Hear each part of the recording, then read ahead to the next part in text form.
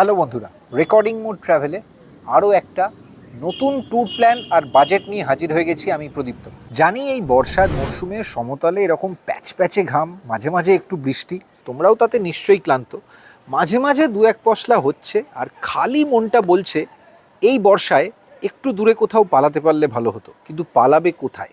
হাতে ছুটির একটা ক্রাঞ্চ আছে, কারণ সামনে জন্মাষ্টমী আর ইন্ডিপেন্ডেন্স ডে ছুটি, এছাড়া তো খুব বেশি ছুটি নেই, তাই খুব দূরে যাওয়া যাবে না। আর সেই জন্যই এই পর্বে তোমাদের জন্য নিয়ে এসেছি বর্ষার পাহাড়ে দারুণ একটা প্ল্যান, যেখানে থাকছে 5 দিনে নর্থ বেঙ্গলের তিনটে অফবিট ডেস্টিনেশন। এই প্ল্যানটা খুব অল্প দিনে, মানে 4 রাত 5 দিনেই হয়ে যাবে।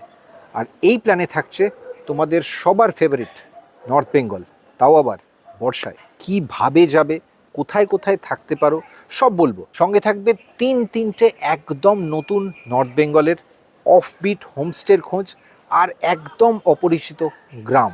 সব কিছু বলবো, কিন্তু তার আগে একটা ছোট্ট অনুরোধ রাখতেই পারি নিশ্চয়ই তোমাদের কাছে। যারা এখনও আমাদের চ্যানেলটা নিয়মিত দেখছো কিন্তু সাবস্ক্রাইব করোনি, তাদের জন্য বলছি, নিচে কিন্তু একটা সাবস্ক্রাইব বাটন আছে। যদি আমাদের কাজ ভালো লাগে তাহলে সাবস্ক্রাইব করার কথা কিন্তু ভেবে দেখতে পারো। এবার সরাসরি রুট প্ল্যান। আমরা গিয়েছিলাম জুনের প্রথম সপ্তাহে, মানে 7 তারিখে জার্নি শুরু করেছিলাম এবং আমাদের জার্নি শেষ হয়েছিল 11 তারিখে। প্রথম দিন আমাদের জার্নি ছিল হুগলির বাঁশবেড়িয়া থেকে শিলিগুড়ি পর্যন্ত। আমরা যেহেতু গাড়ি নিয়ে যাই নিজেরা ড্রাইভ করে, সেই জন্য আমাদের জার্নিটা ছিল 548 কিলোমিটারের। শুধুমাত্র লাঞ্চ ব্রেক বা ব্রেকফাস্টের জন্য থামা ছাড়া আর কোথাও না থেমে সময় লেগেছিল 9 ঘন্টা 40 মিনিট। রাস্তার কন্ডিশন এখন যথেষ্ট ভালো। অধিকাংশ ক্ষেত্রেই যে সমস্ত প্যাচগুলোতে কাজ চলছিল বা ফ্লাইওভার তৈরি হচ্ছিল তার কাজগুলো অনেকটাই হয়ে গেছে, এবং তার পাশাপাশি রানাঘাট, কৃষ্ণনগর, বহরমপুর, মালদা এবং তার পাশাপাশি একদম নর্থ বেঙ্গলে কিষানগঞ্জ, ডালখোলা, এই সমস্ত বাইপাসগুলো মোস্টলি অপারেটিং। রাস্তার ট্র্যাভেল টাইমটা অনেকটা কমিয়ে এনেছে।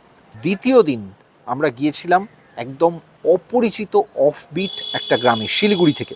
সেটা ছিল কালিম্পংয়ের খুব কাছের একটা গ্রাম, পানবু। আমরা সেখানে কোথায় ছিলাম এই ভিডিওয়ে একটু পরে বলবো। আমাদের এই জার্নিটার জন্য সময় লেগেছিল অ্যারাউন্ড 1.5 ঘন্টা এবং এই ডিস্টেন্সটা ছিল 40 কিলোমিটারের কাছাকাছি। আমরা পানবুতে এক রাতই ছিলাম এবং তারপর আবার মুভ করে গিয়েছিলাম আমাদের পরের ডেস্টিনেশন, যেটা ছিল কালিম্পংয়ের আরও একটা অপরিচিত গ্রাম, তানিয়াং। পানবু থেকে তানিয়াংয়ের দূরত্ব বড়জোর 17.5 কিলোমিটার এবং এই ডিস্টেন্সটা কাভার করতে 45 মিনিটের বেশি লাগে না। যদিও সেদিন প্রচণ্ড কুয়াশা ছিল এবং আমাদের এই ডিস্টেন্সটা কাভার করতে প্রায় 1 ঘন্টা লেগে গিয়েছিল। এখানেও অর্থাৎ তানিয়াংয়েও আমরা কিন্তু মাত্র এক রাতই ছিলাম, আর তারপর আমরা সেখান থেকে মুভ করে গিয়েছিলাম আমাদের তৃতীয় ডেস্টিনেশনে। এবারের রোড ট্রিপে আমাদের থার্ড ডেস্টিনেশন ছিল একদম অফবিট একটা ফার্মস্টে, আর জায়গাটার নাম ছিল লুংসেল।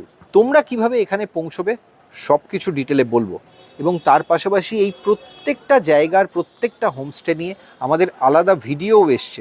সেই ভিডিওগুলোও এই ভিডিও ডেসক্রিপশানে অবশ্যই তার লিঙ্কগুলো দিয়ে দেবো, যাতে তোমরা প্রত্যেকটা হোমস্টে আলাদা করে চেক আউট করতে পারো, প্রত্যেকটা জায়গা নিজেরা নিজেদের চোখে দেখে নিতে পারো।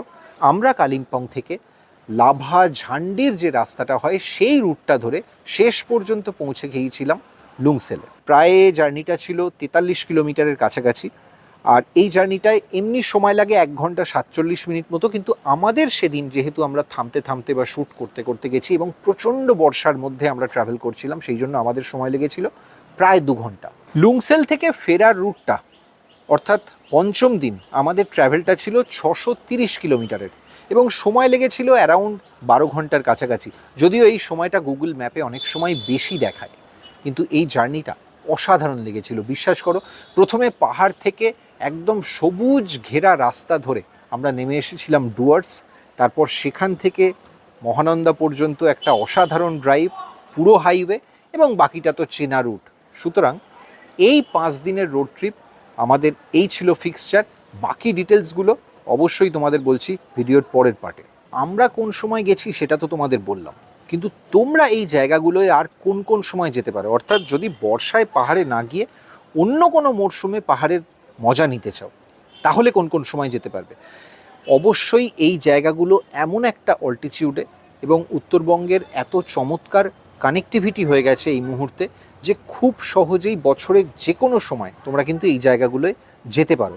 কিন্তু যারা বর্ষায় যাবে তারা কয়েকটা জিনিস অবশ্যই মাথায় রেখো। প্রথমত, এই জায়গায় বর্ষা বলতে যে সিজনটা বোঝায় সেটা কিন্তু এই মুহূর্তে প্রাক বর্ষা এবং বর্ষা দুটো মিলিয়ে।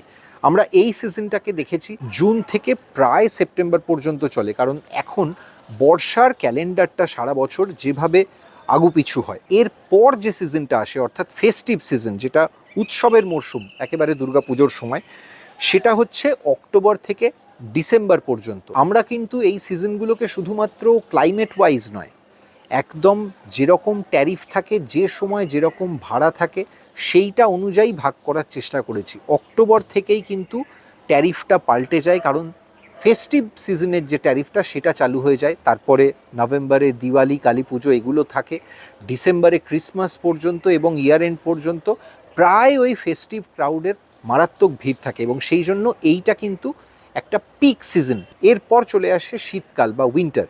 সেই উইন্টার সিজনটা মূলত জানুয়ারি থেকে মার্চ পর্যন্ত চলে।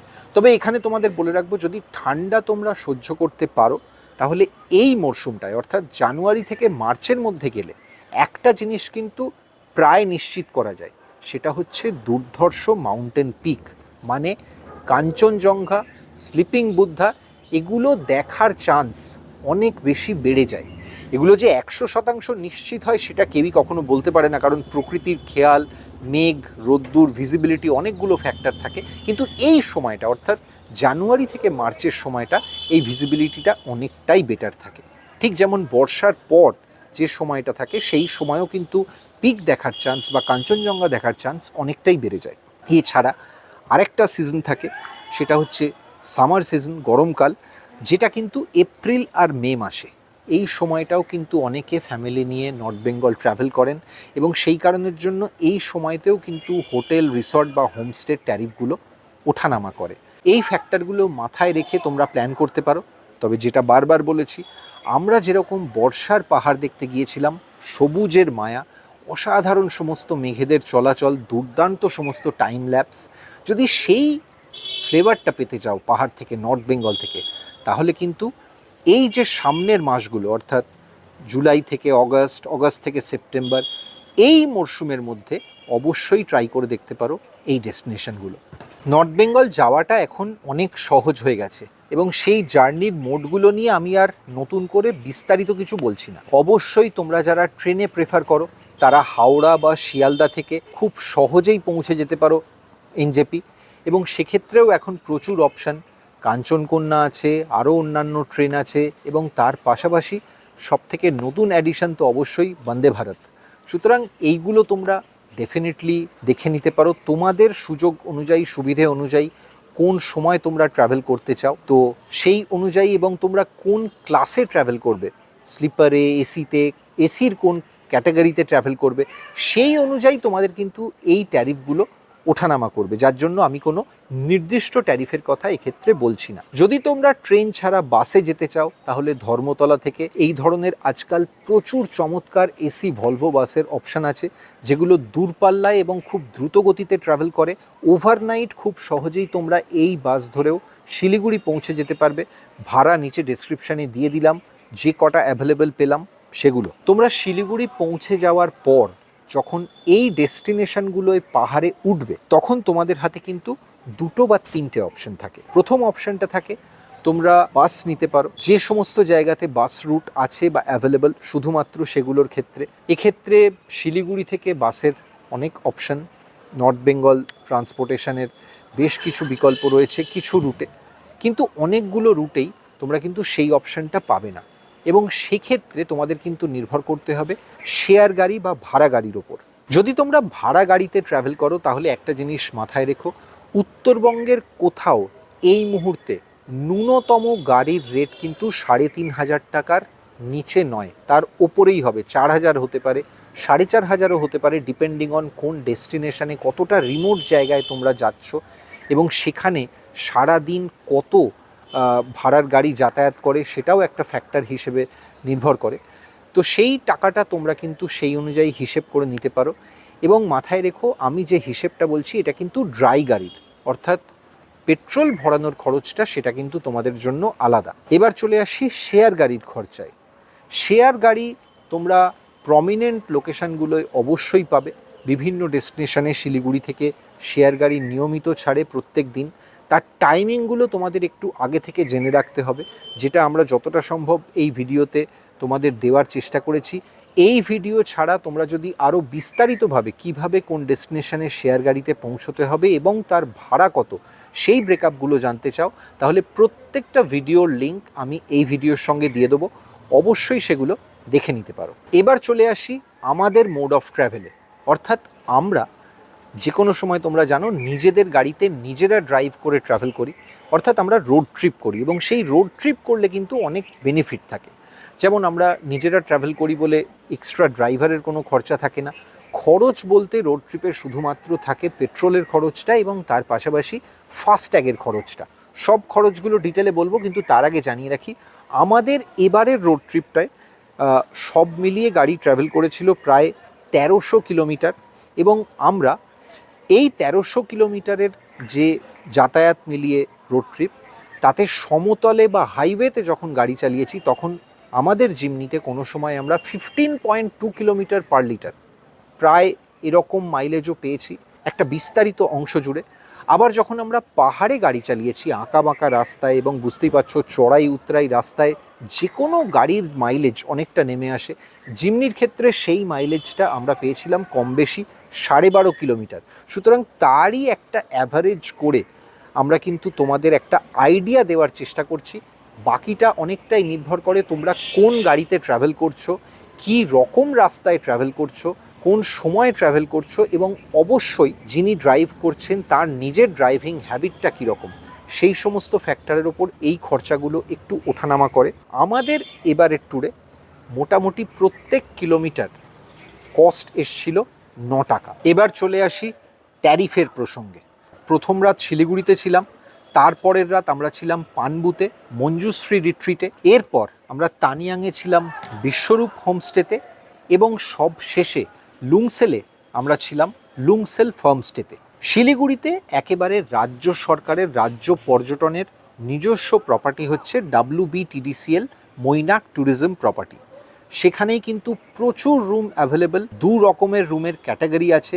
তার বিস্তারিত ট্যারিফের ডিটেলস আমরা ইতিমধ্যেই আমাদের যেটা জার্নি ভ্লগ ছিল শিলিগুড়ি পৌঁছানোর সেই ভ্লগে দিয়েছি, এবং সেখানে কিন্তু মৈনাকের একটা ছোটোখাটো রিভিউ আছে। তবু তোমাদের আরেকবার মনে করিয়ে দেওয়ার জন্য জানিয়ে দিই যে আমরা যে রুমটায় ছিলাম অর্থাৎ স্ট্যান্ডার্ড এসি রুম, সেখানে এক রাতে আমাদের দুজনের জন্য লেগেছিল 2400 টাকা। পানবুর মঞ্জুশ্রী রিট্রিট, এটা কিন্তু এই মুহূর্তে উত্তরবঙ্গে অনেকের কাছেই, যারা স্পেশালি বছরে বারবার বিভিন্ন সময় উত্তরবঙ্গ যান, তাদের কাছে ক্রমশ চেনা হয়ে উঠছে। পানবু কিন্তু এক রাত থাকার জন্য একদম আইডিয়াল একটা জায়গা। এখানে তোমরা একই সঙ্গে 3টে জিনিস পাবে। একই রুম থেকে সূর্যোদয় পাবে, সূর্যাস্ত পাবে, আবার কাঞ্চনজঙ্ঘাও খুব ক্লিয়ার দেখা যায়। এবং এখানে রুমের যে ক্লাসিফিকেশানগুলো, অর্থাৎ রিট্রিটে রুমের ক্যাটাগরিগুলো, সেগুলোও কিন্তু আলাদা আলাদা। এখানে মোট 3 রকম রুম আছে। আমরা এখানে যে রুমটায় ছিলাম সেই রুমটাতে খাওয়া দাওয়া এবং থাকা মিলিয়ে হোমস্টেতে যেরকম হয়, অর্থাৎ থাকার সঙ্গে লাঞ্চ, তারপর বিকেলবেলা স্ন্যাক্স, রাতের ডিনার এবং পরের দিনের ব্রেকফাস্ট, এই সব কিছু মিলিয়েই প্যাকেজ হয়। সেই প্যাকেজ লেগেছিল 1600 টাকা পার ডে পার হেড। এর পাশাপাশি এখানে আরও 2টো ক্যাটাগরির রুম আছে। তার একটাতে এই খরচটা 1800 টাকা পার ডে পার হেড, এবং সব থেকে ভালো ক্যাটাগরির যে রুম এখানে আছে, যেখানে বললাম যে তোমরা 3টে জিনিস একই সঙ্গে দেখতে পাবে যে রুমগুলো থেকে, এবং 2টো করে ব্যালকনি আছে, সেগুলোর কিন্তু এখানে খরচ হচ্ছে, ট্যারিফ হচ্ছে 2100 টাকা পার ডে পার হেড। এবার চলে আসি তানিয়াংয়ের বিশ্বরূপ হোমস্টের গল্পে। বিশ্বরূপ হোমস্টে খুব অসাধারণ সুন্দর একটা লোকেশানে ছোট্ট একটা হোমস্টে, যেখানে এই মুহূর্তে মাত্র 3টেই ঘর। কিন্তু সবথেকে সুবিধে হলো এই 3টে ঘরই সামনের একটা কমন ব্যালকনি শেয়ার করে, এবং 3টে ঘর থেকেই প্রায় একই রকম ভিউ পাওয়া যায়। ফলে ভিউ নিয়ে কারোর কিন্তু কোনো কমপ্লেন করার জায়গা নেই। দারুণ আতিথেয়তা বিশ্বরূপ হোমস্টেতে, দুর্দান্ত খাওয়া দাওয়া, এবং তার সঙ্গে যদি তোমরা এখানে দুরাত থাকার চেষ্টা করো, বা এক রাত থেকেও আগে থেকে তোমাদের চয়েসটা ওনাদের জানিয়ে রাখতে পারো, তাহলে কিন্তু তোমরা এখানে ডিনারে বিরিয়ানি পেয়ে যেতে পারো। যারা বিরিয়ানির খুব ভক্ত তাদের জন্য কিন্তু এটা একটা স্পেশাল অ্যাট্রাকশন। এই বিশ্বরূপ হোমস্টেতে আমরা যে রুমে ছিলাম তাতে আমাদের ট্যারিফ লেগেছিল থাকা এবং খাওয়া মিলিয়ে প্যাকেজে 1700 টাকা পার ডে পার হেড। সব শেষে এবার চলে আসি লুংসেল হোমস্টেতে। দেখো, আমাদের কাছে জীবনে আমরা এত বেড়ালেও খুব বেশি কিন্তু ফার্মস্টেতে থাকার অভিজ্ঞতা হয় না। এই ফার্মস্টেতে থাকা তার কিন্তু একটা অন্য মজা, কারণ সেখানে তুমি সবুজের মাঝখানে আছো। যে খাবারটা তিনবেলা তোমার পাতে পড়ছে এবং মেনুতে থাকছে সেটা কিন্তু একদম অর্গ্যানিক ফুড, এবং এখানকার গ্রাম্য জীবন, সরল সাদাসিধে মানুষগুলোকে অত কাছ থেকে দেখা, প্রায় তাদের পরিবারের অংশ হিসেবে একটা দিন কাটাতে পারা, সেগুলোও কিন্তু দারুণ প্রাপ্তি। সব কিছু তো আর শুধু টাকার অঙ্কে মাপা যায় না। তো সেই জায়গা থেকে লুংসেল কিন্তু একদম মনের কাছাকাছি থাকার একটা অভিজ্ঞতা তোমাদের জন্য হতে যাচ্ছে যদি তোমরা লুংসেলে থাকতে চাও। লুংসেল ফার্মস্টের যে খরচটা ট্যারিফের, সেটাও কিন্তু উত্তরবঙ্গের অন্য যে কোনো হোমস্টে বা রিসর্টের থেকে তুলনামূলকভাবে একটু কম। এখানেও সব মিলিয়ে 3টে রুম আছে, 3টে রুমই দোতলায় ওদের ফার্মস্টের, এবং 3টে থেকে আলাদা ভিউ পাওয়া যায়। তবে 3টের ভাড়া বা ট্যারিফ কিন্তু একই রকম, ফেসিলিটিগুলোও একই রকম, এবং এখানে ট্যারিফ কিন্তু 1200 টাকা পার ডে পার হেড। মোট 4টে প্রপার্টির কথা তোমাদের বললাম। একই সঙ্গে এই প্রপার্টিগুলোয় তোমরা অনলাইনে বুক করার সবসময় অপশান পাবে না। শিলিগুড়িতে WBTDCL এর নিজস্ব ওয়েবসাইট থেকে অবশ্যই তোমরা বুক করতে পারো, কিন্তু বাকি হোমস্টের অন্য প্রপার্টিগুলোর নর্থ বেঙ্গলে বুক করার জন্য তোমরা সরাসরি ফোনে যোগাযোগ করে নিতে পারবে। কার সঙ্গে কিভাবে যোগাযোগ করবে সব বিস্তারিত দিয়ে রাখলাম এই ভিডিওর ডেসক্রিপশানে। বর্ষায় যখন তোমরা নর্থ বেঙ্গল যাবে, যেটা তোমাদের একদম ভিডিওর শুরুতে বলেছিলাম, যেহেতু এই সময়টায় খুব নির্দিষ্ট সংখ্যক কিছু মানুষই বেড়াতে যান, সেই অর্থে একেবারে ট্যুরিস্টদের অতটা রাশ থাকে না। সুতরাং অনেক ক্ষেত্রেই অনেক হোমস্টেতেই তোমরা কিন্তু একটু ডিসকাউন্টেড ট্যারিফ আশা করতে পারো। আমরা এই ট্যুরে যে খাতে যা যা খরচ হয়েছে সেগুলো বলে দিই। প্রথমেই চলে আসি, আমরা যেহেতু রোড ট্রিপ করি, যেটা তোমাদের বারবার বললাম, আমাদের রোড ট্রিপ করার ক্ষেত্রে মূল খরচ হয় দুটো, অর্থাৎ জার্নির ক্ষেত্রে। একটা হচ্ছে পেট্রোলের খরচ, গোটা ট্যুরে আমরা কত কিলোমিটার ট্রাভেল করলাম এবং তার জন্য আমাদের পেট্রোল খরচ কত হলো। আর দ্বিতীয় হচ্ছে ফাস্ট্যাগের খরচ, অর্থাৎ যে টাকাটা আমাদের টোল দিতে হলো ট্রাভেল করার জন্য। প্রথম ক্ষেত্রে আমাদের পেট্রোলের খরচ হয়েছে এবারের ট্যুরে, আগেই বলেছি, প্রায় 1300 কিলোমিটার গাড়ি চলেছে, আমাদের লেগেছে 11,702 টাকা। এবং তার পাশাপাশি ফাস্ট্যাগের জন্য আমাদের খরচ হয়েছে 1550 টাকা। অর্থাৎ দুটো মিলিয়ে, পেট্রোল এবং ফাস্ট্যাগ মিলিয়ে, আমাদের এবারের ট্যুরে খরচ হয়েছে 13,252 টাকা। এবারের এই সিরিজে 4 রাত 4টে আলাদা ডেস্টিনেশনে আমরা দুজন ছিলাম, আমি এবং বিদিশা। তো আমাদের দুজনের ওই কস্টটা লেগেছে 11,400 টাকা। এই জায়গাগুলোয় একমাত্র শিলিগুড়ি ছাড়া বাকি 3টে জায়গাতেই, অর্থাৎ পানবু, তানিয়াং এবং লুংসেল, প্রত্যেকটা জায়গাতেই থাকা এবং খাওয়া প্যাকেজের মধ্যে ইনক্লুডেড। সুতরাং সেই সমস্ত জায়গাতে আলাদা করে খাওয়ার খরচ খুব বেশি হয় না। কিন্তু শিলিগুড়িতে আমরা যেহেতু বাইরে খেয়েছিলাম ডিনারটা, সেই জন্য সেই খরচটা আমাদের এই সিরিজে একটা আলাদা খাওয়ার খরচের মধ্যেই আমরা ধরেছি। আমাদের ক্ষেত্রে সেই খরচটা হয়েছিল খাবার, জল এবং এই সংক্রান্ত মিলিয়ে আমাদের টোটাল খরচ হয়েছিল 1298 টাকা। এর পাশাপাশি যে কোনো সিরিজেই কিছু না কিছু এমন খরচ থেকে যায়, যেটা হয়তো কোনো একটা জায়গায় এন্ট্রি ফির জন্য, কোথাও গাড়ির পার্কিংয়ের জন্য, এরকম বিভিন্ন খাতে, কোথাও হয়তো ক্যামেরার জন্য বা কোথাও কিছু দেখতে গেলে তার জন্য টিকিট কাটতে হয়, এন্ট্রি ফি থাকে। সেই সমস্ত কিছু মিলিয়ে যে খরচগুলো হয়, সেগুলো যে কোনো সিরিজের ক্ষেত্রেই যখন আমরা শেষে হিসেব নিকেশ করতে বসি, আমরা সেগুলোকে অন্যান্য খাতে রাখি বা মিসলেনিয়াস খাতে রাখি। এক্ষেত্রে আমাদের এই 5 দিনের ট্যুরে সেই খরচটা ছিল 600 টাকা। এবার চলে আসি একদম সর্বশেষ হিসেবে। আমাদের এই বর্ষায় নর্থ বেঙ্গলের 5 দিনের যে বেড়ানো, 4 রাত 5 দিনের, তাতে আমাদের টোটাল খরচ হয়েছিল 26,550 টাকা, অর্থাৎ 13,275 টাকা মাথা পিছু। আমার মনে হয় 5 দিন তোমরা ট্রেনে, গাড়িতে, ভাড়া গাড়িতে, শেয়ার গাড়িতে বা যেভাবেই ট্রাভেল করো না কেন, এর চেয়ে কমে তোমাদের বোধহয় খরচ রাখাটা একটু ডিফিকাল্টি হবে। তবে পুরোটাই ডিপেন্ড করছে ওই যে বললাম যে তোমরা যেহেতু একটা বর্ষার মরশুমে যাচ্ছ সেই কারণে কিছু ডিসকাউন্টেড রেটস পেতে পারো। সেটা অবশ্যই তোমরা হোমস্টে বা রিসর্টগুলোর সঙ্গে নিজেরা কথা বলে নিও। মরশুমি বেড়ানোর ছোট বড় বিভিন্ন প্ল্যান নিয়ে আমরা মাঝে মাঝেই তোমাদের কাছে আসি এবং তার পাশাপাশি প্রত্যেক সপ্তাহে 2টো করে আমাদের ট্র্যাভেল ব্লগ থাকে, যেখানে নতুন নতুন জায়গার সন্ধান আমরা তোমাদের জন্য নিয়ে আসার চেষ্টা করি আন্তরিকভাবে। কেমন লাগছে তোমাদের সেটা তো অবশ্যই তোমরা কমেন্টে লিখবে।